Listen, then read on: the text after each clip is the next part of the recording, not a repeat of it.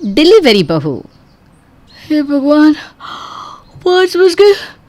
मन तो कर रहा है 5 मिनट और सो लूँ। नहीं, 5 मिनट सो गई तो आधा घंटा निकलते ही दिखेगा। आज उनके ऑफिस की बहुत ज़रूरी मीटिंग भी है। हड़बड़ाकर सुमन उठती है और तैयार होकर फ़ौरन रसोई में चली जाती है। जल्दी से इनका टिफ़िन बना लेती हूँ। दीदी तो लंच ब्रेक पर ही घर आती है, उनके लिए कॉर्नफ्लेक्स भिगो देती हूँ। पर नाश्ते में क्या बनाऊँ?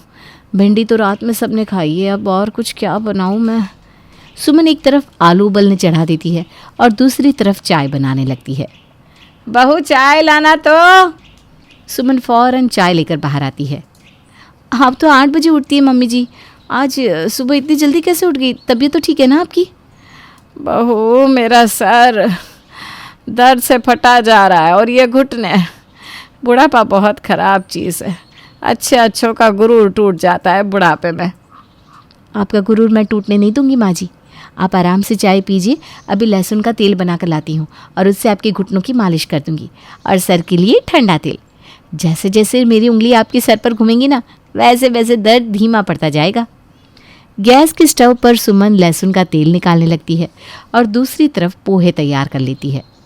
चलिए माँ जी, आप अपने पैर दीजिए, अभी आपके घुटनों की मालिश कर देती हूँ। सुमन अपनी सास की घुटनों में मालिश कर रही थी कि तभी अनु अपने कमरे से चीखती हुई बाहर आती है। जिंदगी में एक काम बोला था आपको, वो भी आपसे नहीं हुआ भाभी। मैंने आपको कहा था कि याद से मेरी इस शर्ट को आयरन करके रखना, मुझे आज ऑफिस में पहनना है। वो भी नहीं हुआ ना आपसे। अब ये मत कहिएगा कि दिमाग से निकल गया। अरे सुबह से ऐसा क्या कर रही हैं आप? मुझे याद है अनु दीदी, आप फिक्र मत कीजिए। ऑफिस जाने में अभी 1 घंटा बाकी है, मैं कर दूंगी तब तक आयरन। कर दूंगी क्या होता है भाभी, आपको करके रखना चाहिए था। करती क्या हो आप घर पर? बस ये खाना बनाना, कितना समय जाता है उसमें? अरे ये तो कोई काम वाली भी कर देगी। अभी ये तेल वेल छोड़ो और मेरा शर्ट आयरन कर दो जल्दी से। सुमन को अपनी ननद का काम करने में देरी इसलिए हुई क्योंकि वो अपनी सास के काम में लगी हुई थी। अपनी आंखों के सामने सुमन को डांट सुनता देखने के बाद भी सुजाता उसका साइड नहीं लेती, उल्टा उसी को सुनाना शुरू कर देती है। अब मुझे क्या पता था बहू कि तुझे अनु ने दूसरा काम देकर रखा है, पर तुझे तो पता था ना। मैं कहाँ जा रही थी, मैं तो घर पर ही थी। पहले शर्ट प्रेस करना चाहिए था ना। बिल्कुल दिमाग नहीं है तुझे। अब ये कटोरी छोड़ और अनु का काम कर दे, बेचारे को ऑफिस के लिए देरी हो रही है। जी माँ जी। बेचारी सुजाता अपनी ननद को शर्ट आयरन करके देती है, फिर टिफ़िन और नाश्ता रेडी करके डाइनिंग टेबल पर लगाती है। वाह वाह वाह, आनंद आ गया भाई। क्या खाना बनाती हो तुम बहू, क्या खाना बनाती हो। मुझे तो ये बात समझ में नहीं आती कि उठती कब हो जो सभी के पसंद नापसंद का ध्यान रखकर इतना सारा नाश्ता बना लेती हो। खुद का भी ध्यान रखा करो बहू। वैसे खुद के लिए कुछ बनाया है कि नहीं? इन्हें तो ऐसे भी प्लेट में झूठा छोड़ने की आदत है पापा जी। इनकी प्लेट में जो सब्जी रहती है उसी से मैं रोटी खा लेती हूँ। मुझे अपने लिए कुछ खास बनाने की ज़रूरत नहीं पड़ती। आपसे यही एक्सपेक्टेड था भाभी। Come out of the cell भाभी, do something for yourself. Anyways मैं निकल रही हूँ मम्मी। यहाँ भाभी की तरह मैं आराम से खाना बनाकर रेस्ट तो नहीं कर सकती। ऑफिस है भाई, 2 मिनट कमर भी सीधी करना अलाउड नहीं है। ये कहकर अनु सुमित के साथ घर से निकल जाती है। पशुपति भी दुकान चला जाता है। सुमन पूरे घर में सभी का ख्याल रखती थी, सबकी छोटी बड़ी ज़रूरत को ध्यान में रखती थी, पर फिर भी उसके ससुराल में उसकी रत्ती भर भी कदर नहीं थी। बहू, आज रात को अच्छा सा खाना बनाना। सुमित की बुआ जी आ रही हैं, जीभ में बहुत स्वाद है उनके। ज़रा भी टेस्ट 19-20 हुआ ना तो भरी थाली छोड़ देती हैं। आप फिक्र मत कीजिए मम्मी जी, मैं अच्छे से खाना बनाऊंगी। क्या क्या बनाना है बस ये बता दीजिए। तुम ना पुलाव दम आलू, ज़रा सा राजमा बूंदी रायता, एक मिक्स वेजिटेबल की सब्जी, इतना बना देना। फुलके तो तू बनाएगी, इतना कर ले। बाकी अनु और सुमित से पूछ लेना कि वो दोनों क्या खाएंगे। और हमारी फिक्र मत करना, मैं और तेरे पापा जी तो इसे खाने में खा लेंगे। और हाँ, क्वांटिटी अच्छी खासी बनाना, 5 लोग आ रहे हैं। जी मम्मी जी। रात को सुमित ऑफिस से वक्त से पहले ही लौट आता है और स्टेशन जाकर अपनी बुआ को रिसीव कर लेता है। ज़रा झुकेगा तो कमर नहीं टूट जाएगी तेरी। जी बुआ जी। चल अब सामान उठा फटाफट। सुमित रेणुका के पूरे परिवार को लेकर अपने घर पहुंचता है। दरवाजे पर अपनी बुआ सास को देखते ही सबसे पहले सुमन उनके पैर छूती है। पहला शख्स है घर का जो सामने से मुझे देखते ही मेरे बिना बोले मेरा पैर छू रहा है, वरना इस घर में तो सबकी मति भ्रम ही है। मति भ्रम है तो ठीक हो जाएगी दीदी, अब तुम जो आ गई हो। कसम से दीदी, तुम्हें देखकर लगा कि माँ वापस आ गई। दरवाजे पर ही खड़ा रखेंगे क्या दीदी को? फिर दीदी कहेंगी पशुपति के घर गई थी, उसकी बीवी ने दरवाजे से ही भेज दिया मुझे। रेणुका कमरे में जाकर कुछ देर आराम करती है और उसके बाद सुमन सभी के लिए खाना टेबल पर परोसने लगती है। तभी दरवाजे से अनु ऑफिस से वापस लौटती है और अपना पर्स बाहर सोफे पर फेंक कर अंदर कमरे में चली जाती है। खाना परोसना छोड़कर सुमन अपनी ननद का पर्स उठाती है और फिर वापस आकर सभी को खाना परोसना शुरू करती है। तो ये चल रहा है यहाँ। कपड़े बदलकर अनु भी खाने की टेबल पर बैठ जाती है और सभी खाना शुरू करते हैं। इतना सब अकेले तूने बनाया बहू? जितना मैं सुजाता को जानती हूँ ये तो मुझे पता है कि उसने आलू तक छिलने में तेरी मदद नहीं की होगी। जब माँ जिंदा थी तभी भाभी ने हाथ हिलाया नहीं, तो अब क्या हाथ हिलाएगी? एक ही बात है ना बुआ जी, मैं काम करूँ या माँ जी? वैसे भी ना माँ जी की तबीयत अब कुछ ठीक नहीं रहती। तो तेरे घर में तेरी ननद भी तो है, पर जो अपना पर्स उठाकर नहीं रख सकती वो तेरी क्या ही मदद करेगी। ये बिल्कुल गलत बात कह दी आपने बुआ जी। जो ननद 25,000 रुपया कमाती है वो 5,000 लगाकर एक पर्स उठाने वाली और खाना बनाने वाली भी तो रख सकती है। भाभी का क्या है, एक तो एक पैसा घर पर लाती नहीं, उल्टा उनका पर्सनल खर्च भी भाई पर ही आता है। और इस सब के बाद दिन भर फ्री रहकर कोई 2-4 अच्छे डिशेस बना भी ले तो क्या ही हो जाता है बुआ जी। बात तो बिल्कुल ठीक कह रही हो अनु तुम। अब बताओ बुआ जी, ना कोई डिग्री है सुमन के पास, ना ही ड्रेसिंग सेंस, कहीं बाहर इसे ले जा भी नहीं सकता मैं। तो घूम फिर कर बात पैसों की है, तो तू भी कोई काम करना शुरू कर दे सुमन बहू। छोड़िए ना बुआ जी, ये बेकार की बात है। मुझे वैसे भी खाना बनाने के अलावा कुछ आता ही नहीं है। और हमेशा की तरह इतनी मेहनत करने के बाद भी फिर से सुमन को ताने ही सुनने को मिलते हैं। रोज़ घर का माहौल कुछ ऐसा ही रहता। सुमन सभी के लिए खाना बनाती, घर का सारा काम करती और उसकी ननद और पति उसे 2 बातें सुनाकर चले जाते। फिर एक दिन उसकी बुआ सास का बेटा किचन में आता है। पिज़्ज़ा बनाओगी भाभी? पिज़्ज़ा खाने का बड़ा मन है मेरा। हाँ हाँ, जो भी बोलो। पिज़्ज़ा बर्गर पैटिस बनाओ। तुम हॉल में बैठो, मैं बनाती हूँ। किचन में बेकार में गर्मी में पसीज जाओगे तुम। आप तो रोज़ पसीज रही हो ना किचन में भाभी, और आपकी फ़िक्र भी कोई नहीं कर रहा, तो आप भी मेरी फ़िक्र मत करो। और मेरी बात सुनिए, खाना बना सकती हो ना आप, तो फिर देर किस बात की, क्लाउड किचन का काम शुरू कर दो। क्लाउड किचन क्या होता है? इससे आप अपने घर के किचन में ही खाना बनाकर डिलीवरी बॉय के हाथों उसे लोगों तक डिलीवर करवा सकती है। इसके लिए आपको पैसे लगाकर रेस्टोरेंट खोलने की भी ज़रूरत नहीं है। और अब आपको लग रहा होगा कि मैं कहाँ, मैं तो घर से बाहर निकलती भी नहीं हूँ, तो कस्टमर कैसे बनाऊँगी? तो उस प्रॉब्लम का सोल्यूशन है ऑनलाइन प्लेटफॉर्म। अरे बहुत सारे ऐसे प्लेटफॉर्म हैं जो डिलीवरी का काम करते हैं। मैं उस पर आपको रजिस्टर कर दूँगा। फिर जब लोग अलग अलग फूडिंग काउंटर्स का नाम सर्च करेंगे तो उसमें आपका भी नाम आएगा। तो डिलीवरी बहू कैसा रहेगा? कह तो नहीं सकता भाभी, पर आजकल ऑनलाइन दुनिया का ज़माना है, कब क्या वायरल हो जाए पता नहीं। हो सकता है ये रैंडम नाम चल जाए। अपनी आंखों के सामने आशा की ये उम्मीद देखकर सुमन बहुत खुश थी। वो रात को सभी को इस बारे में बताने की सोचती है, पर रात को तो कुछ और ही हो जाता है। कल मेरे ऑफिस में पार्टी है, सब अपने अपने पार्टनर के साथ आएंगे, पर मैं इस गवार को कहीं ले जा भी नहीं सकता। ऑब्वियसली भाभी को लेकर जाओगे तो तुम्हारी जो ऑफिस में बची कुची इज्जत है ना वो भी चली जाएगी। इसीलिए मैंने कहा था भैया आप पढ़ी लिखी लड़की लाना। काश भाभी पढ़ी लिखी होती तो ये जो काम करती है ना घर में, उस काम के लिए हम एक नौकरानी रख लेते और भाभी के पैसे बच जाते तो तुम्हारी भी तो हेल्प हो जाती। आज पहली बार ये बात सुनते ही सुमन गुस्से में कहती है, मेरी ग्रेजुएशन की डिग्री पूरी नहीं हुई तो मैं अनपढ़ गंवार हो गई। बड़ी डिग्री होने से ही कोई होशियार होता है क्या? और चलो मैं हूँ अनपढ़ गंवार मान लिया, पर कौन था वो जिसने मेरी डिग्री पूरी नहीं होने दी?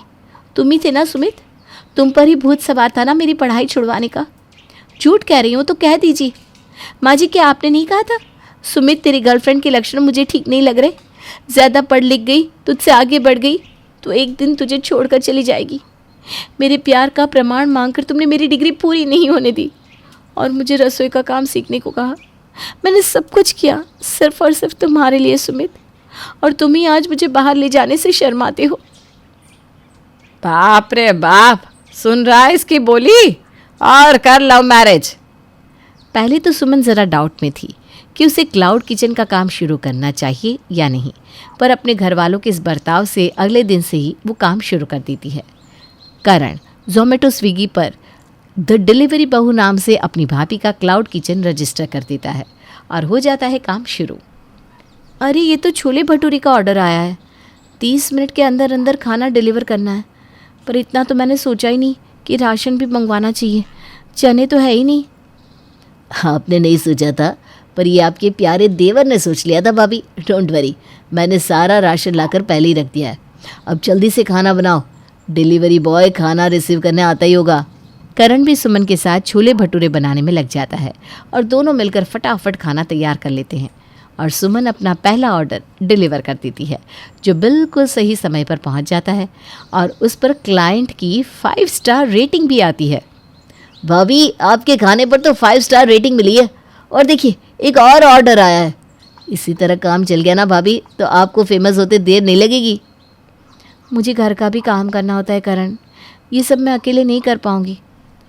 वैसे भी मेरे रेस्टोरेंट का रजिस्ट्रेशन तो तुमने ही किया था ना, तो किसका ऑर्डर कब रिसीव करना है कब नहीं, ये सारा काम तुम ही देखो। मैं करूँगी खाना बनाने का काम, और 50-50 की पार्टनरशिप पक्की रही। और दोनों देवर भाभी धड़ल्ले से अपनी इस द डिलीवरी बॉय बहू रेस्टोरेंट के ऊपर काम करना शुरू कर देते हैं। सुबह सुबह ही सुमन रसोई का काम निपटा देती और उसके बाद दिन भर सिर्फ डिलीवरी के ऑर्डर्स का काम लेती। न जानी ये सारा नया क्या चोचले कर रही है भाभी। अब हमारे घर की बहू को बस यही करना बाकी रह गया था।